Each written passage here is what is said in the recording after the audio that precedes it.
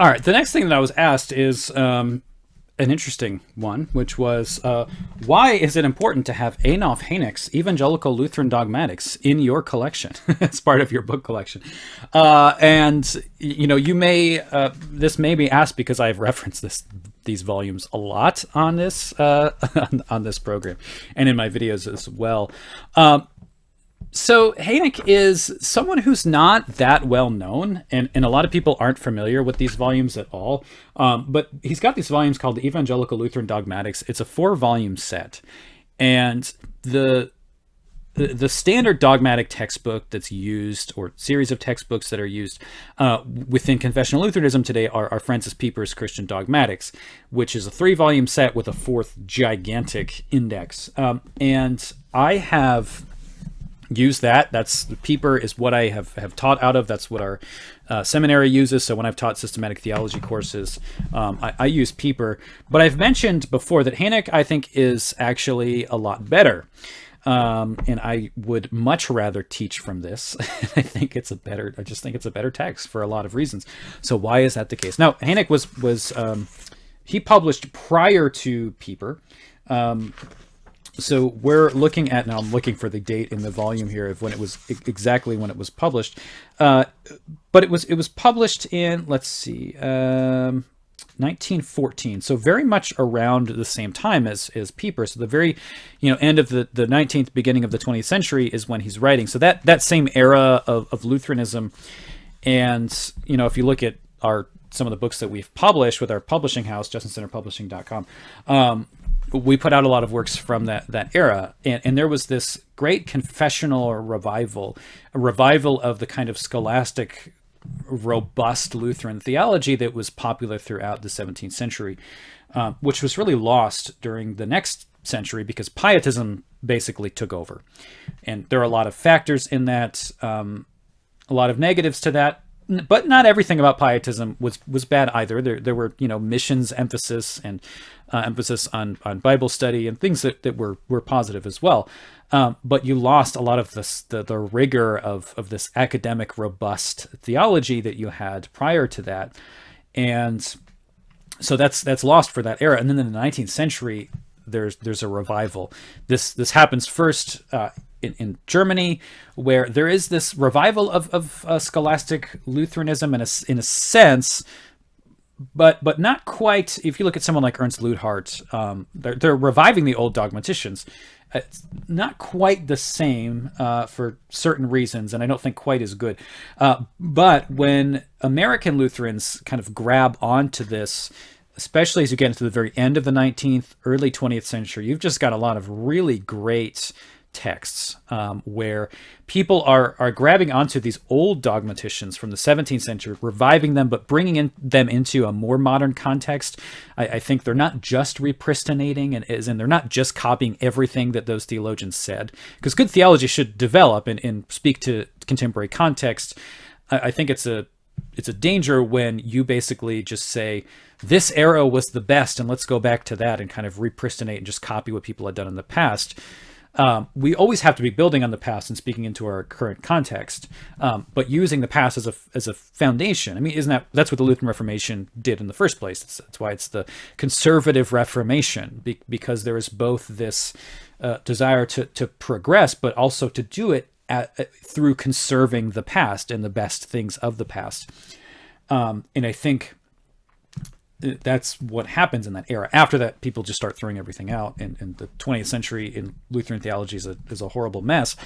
But there was a scholastic revival at this point. So anyway, through that scholastic revival, you have a number of theologians that are writing that.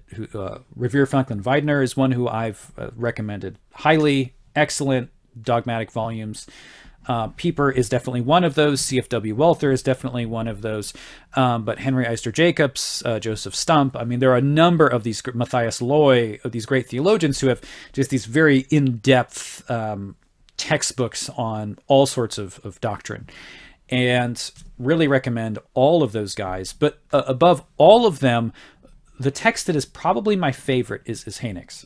Now, I'd say Weidner is probably my favorite, actually, but he just never completed his dogmatics. But pretty close, pretty similar.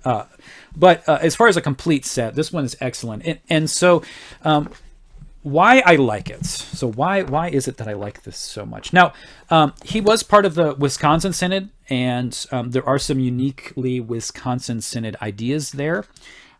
So just be aware of that if you read it. If you're not part of the Wisconsin Synod, you might disagree with certain elements, which is fine. But what he does is really writes in a very systematic way.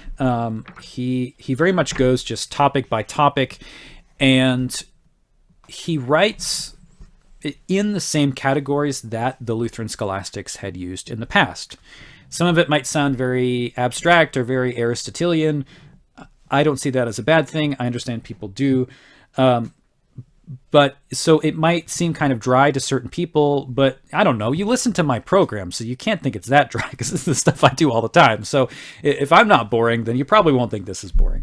But it's very in-depth. It's very systematic. Now, the thing that is kind of both good about Pieper, but also it's a negative as well, is that Pieper is not as systematic, in that his systematic theology, his dogmatics, is much more, it much more feels like a series of essays on various topics.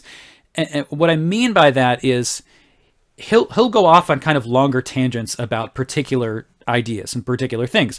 Specifically, he spends more time on things that are highly debated at that time. And so he gets into specific debates and then is going to explain a lot more. So when you get to, his statements on Scripture, because of the battles over Scripture at the time, Pieper's he's going to spend a lot more time on that particular subject. And one of the things that I've mentioned before about Pieper that I don't like is that Pieper doesn't have any treatment of the mystical union, which has, I think, really hurt Lutheranism in America, confessional Lutheranism particularly.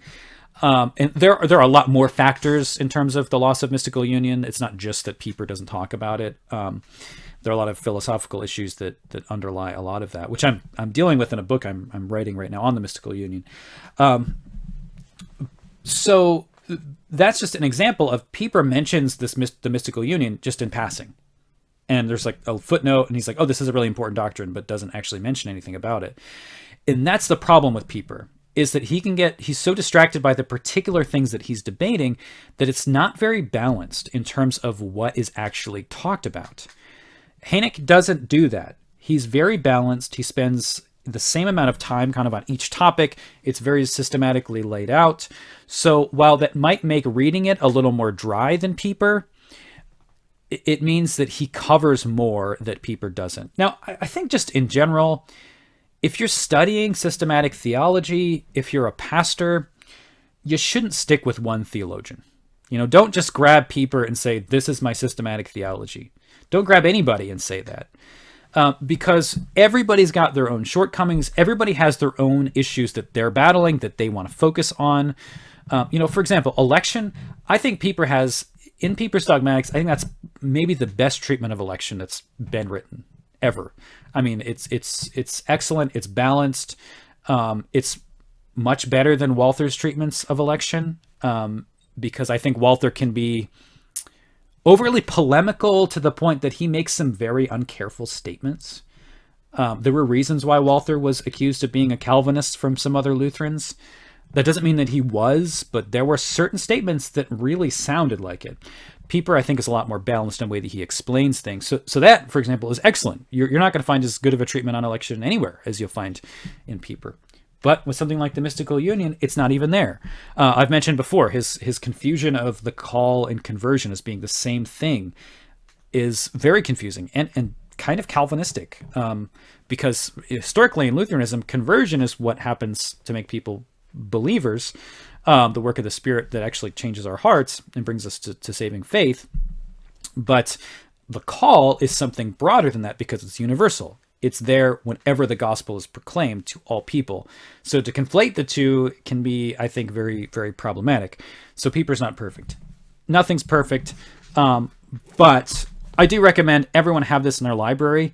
I think it was pretty expensive. I don't know. It's really worth it. I devoured these things. I read them like within like a week. I read all 4 volumes. But I'm also weird, so I don't know that you would do the same thing. But I do recommend it nonetheless. Needs to be in your library.